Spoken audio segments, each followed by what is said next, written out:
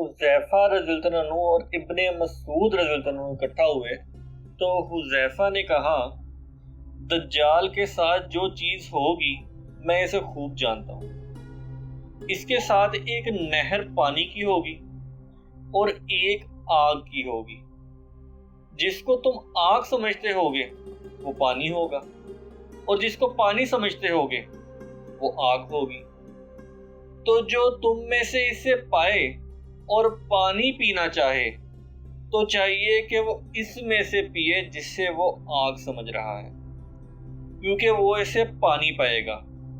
ابو مسعود بدری رضی اللہ عنہ کہتے ہیں اسی طرح میں نے رسول اللہ صلی اللہ علیہ وسلم کو فرماتے سنا۔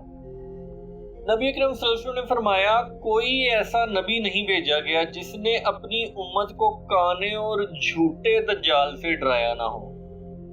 تو خوب سن لو کہ وہ کانا ہوگا اور تمہارا رب کانا نہیں، اور اس کی دونوں آنکھوں کے بیچ یعنی پیشانی پر کافر لکھا ہوگا۔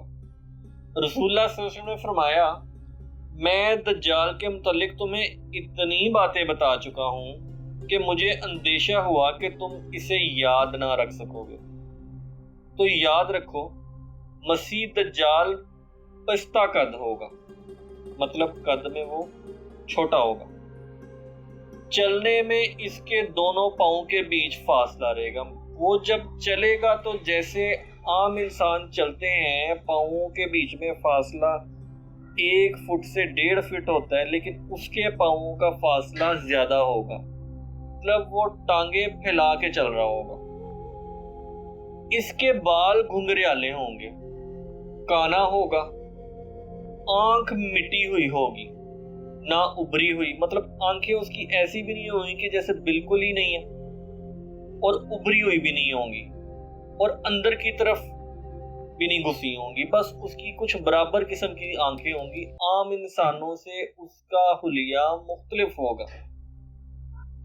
پھر اس پر بھی اگر تمہارا اشتباہ ہو جائے، مطلب پھر بھی تمہیں شک ہو کہ یہ، کیونکہ وہ خود کو خدا کہتا ہوگا، پھر بھی تمہیں اگر شک ہو جائے تو یہ یاد رکھو کہ تمہارا رب کانا نہیں ہے۔